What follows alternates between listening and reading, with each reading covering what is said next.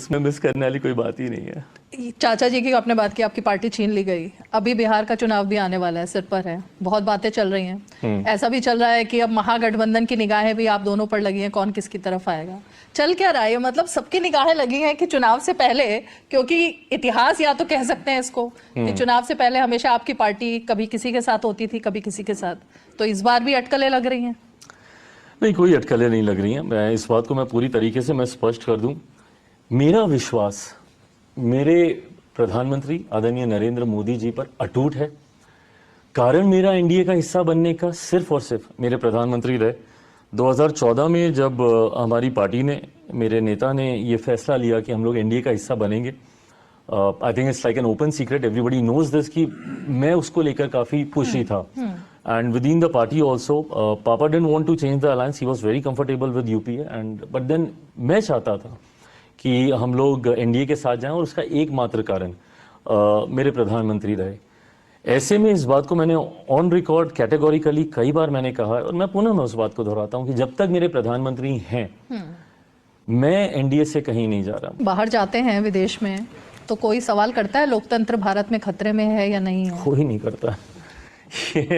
ये हमारे यहाँ कुछ मुट्ठी भर तथाकथित विपक्षी दल और उनके नेता हैं जिनके पास कोई मुद्दा नहीं मिलता तो वो इस तरीके के मुद्दे को बनाते हैं। लोकसभा का चुनाव ही आप देख लीजिए, यही सब विषय उठाए गए थे। आरक्षण समाप्त कर दिया जाएगा, कॉन्स्टिट्यूशन खत्म कर दिया जाएगा, लोकतंत्र की हत्या कर दी जाएगी। आज 6-7 महीने हो गए इस सरकार को बने हुए, और तीसरी बार मेरे प्रधानमंत्री जी को देश के प्रधानमंत्री पद की शपथ लिए हुए।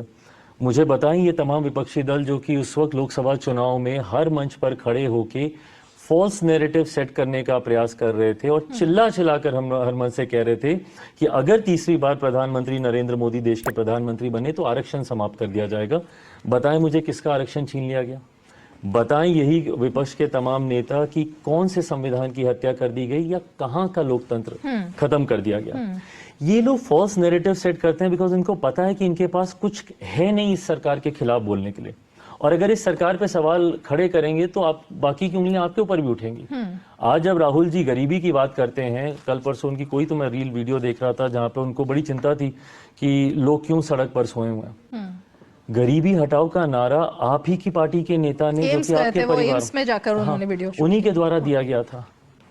आज कम से कम धीरे ही सही बट देश आर्थिक तौर पर उस मजबूती पर पहुंच रहा है। जब मैं ऐसे ग्लोबल प्लेटफॉर्म पे जाता हूं मुझे गर्व होता है कि भाई भारत आज दुनिया की 5वीं सबसे बड़ी अर्थव्यवस्था बन चुका है।